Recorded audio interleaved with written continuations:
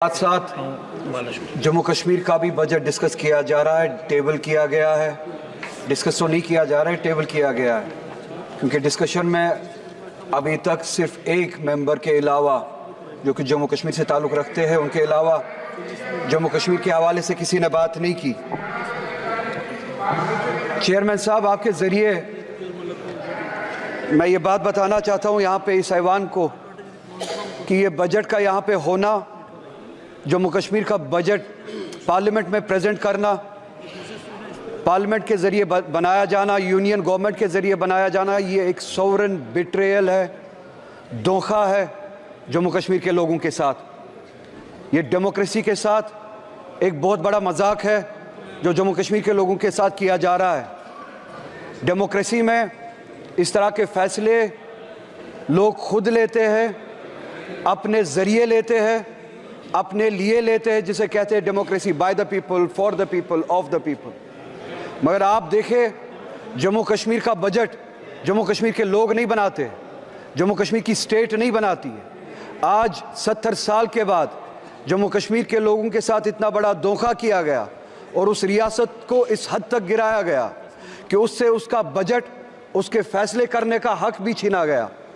उन वादों के प्रिंसिपल्स के बरक्स, जिन प्रिंसिपल्स के बुनियाद पे हमने इस यूनियन के साथ एक्सेशन किया था कि हम अपने फैसले खुद लेंगे, ये स्टेट, जम्मू कश्मीर की स्टेट अपने फैसले खुद लेंगे, अपना रास्ता खुद बनाएगी, और वो इख्तियार और वो पावर इस यूनियन के कॉन्स्टिट्यूशन ने हमें दिया था। आज आप देखिए, हमें न सिर्फ अपने फैसले लेने का इख्तियार नहीं है, न सिर्फ अपने बारे में फैसले और रास्ते बनाने का इख्तियार नहीं है, बल्कि हम पे फैसले थोपे जाते हैं, बजट यहाँ पे बनाया जाता है।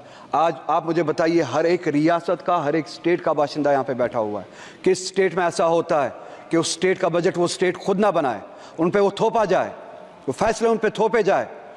हमसे हमारा हक छीना गया, हमसे हम हर तरह के वो डेमोक्रेटिक राइट्स जो उस स्टेट के बनते थे 2019 में आपने छीने। 370 एक कड़ी थी जिसके ज़रिए हम इस मुल्क से जुड़े थे, और उस आइन के उस आर्टिकल के ज़रिए हमें वो हुकूक दिए जाते थे, हमें हमारे सब्जेक्ट्स पे लेजिस्लेट करने का हक दिया जाता था। हमसे पूछे बगैर 370 यहाँ पे छीना गया, हमसे पूछे बगैर हमारे खिलाफ फैसले लिए गए, हमसे पूछे बगैर हमारा स्टेटस, हमारा डेमोक्रेटिक राइट हमसे छीना गया। नतीजा ये है कि आप आज कहते हैं कि जम्मू कश्मीर यूनियन टेरिटरी है, जिसे मैं आज भी कबूल नहीं करता हूँ। एक ऐसी रियासत जिसके पास अपनी लेजिस्लेटिव पावर थी, कॉन्स्टिट्यूशनल पावर थी, आज उनके पास कुछ नहीं है। नतीजा ये निकला कि बजट यहाँ पे बनाया जाता है और उस बजट में मजाक किया जाता है जम्मू कश्मीर के लोगों के साथ। एम्प्लॉयमेंट के हवाले से आप देखिए, जम्मू कश्मीर की रियासत 2019 के बाद आज पहली बार 70 सालों में पहली बार अनएम्प्लॉयमेंट मुल्क में सबसे ज़्यादा है जम्मू कश्मीर है। इनके अपने आदाद शुमार पहले नंबर पे या दूसरे नंबर पे आज पहली बार, क्योंकि हमसे हमारे इख्तियारात छीने गए, डिसीजंस हम नहीं लेते, आपका वाइस रॉय वहाँ पे डिसीजन लेता है, जिसे आप LG कहते हैं। नतीजा ये निकला, अनएम्प्लॉयमेंट सबसे ज़्यादा है। अनएम्प्लॉयमेंट इतनी ज़्यादा है कि अब अगर लोग वहाँ पे अप्लाई करना भी चाहते हैं, आपके पास उतने रिसोर्सेज नहीं है, जगह नहीं है जिनके ज़रिए आप वो जो ज़रूरत है वो पूरा कर सके, वो एम्प्लॉयमेंट दे सके। एम्प्लॉयमेंट के हवाले से आप बहुत सारी लेवल्स पे जम्मू कश्मीर के लोगों के साथ जंगें लड़ रहे हैं। नई रिजर्वेशन पॉलिसी यहाँ पे लागू की गई, हमने नहीं बनाई, जम्मू कश्मीर के लोगों ने नहीं बनाई, यहाँ पे बनाई गई और वहाँ पे थोपी गई। 70% रिजर्वेशन बढ़ाई गई, ओपन मेरिट को 30% तक कम किया गया। ओपन मेरिट के लिए अब जगह सिर्फ 30% बनती है।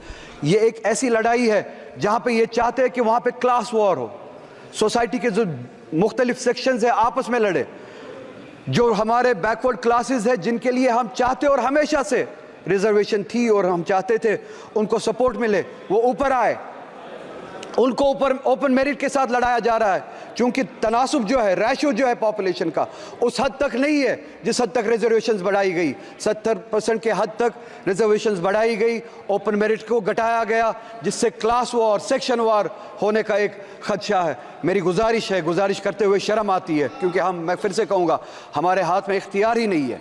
इन्हें भी सोचना चाहिए ایک ریاست ہے جہاں پہ ہمیں اب اس حد تک گرایا گیا ہے کہ یہاں کے بھیک مانگنی پڑتی ہے، ہم اپنے فیصلے نہیں لے پاتے۔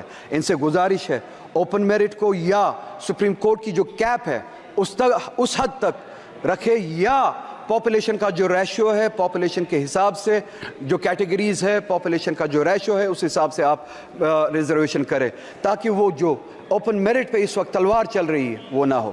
ہمارے لوگ وہاں پہ اس کا خمیازہ اٹھا رہے ہیں۔ اسی کے ساتھ ساتھ ہمارے جو ویکنسیز فل کرنے کے لیے جو ڈیلے ہوا تھا کووڈ کی وجہ سے، کووڈ سے پہلے ہم اسٹیٹ پہ تالا لگایا گیا تھا 2019 میں، اگر یہاں پہ سب کو یاد ہو۔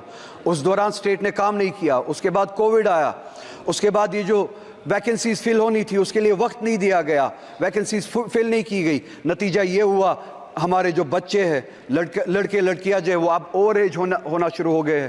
ہماری گزارش ہے کہ اب یہ جو کیپ جو ہے وہ جو 28 سال تک تھی اس کو بڑھایا جائے، ایج ریلیکسیشن دیا جائے، ایگزیپشن دیا جائے، تاکہ جو کووڈ کے دوران 2019 کے دوران جو آپ نے لاک ڈاؤن کیا تھا، جس دوران سٹیٹ نے کام نہیں کیا، ویکنسیز فل نہیں ہوئے، ان کو وہ ایج ریلیکسیشن دی جائے۔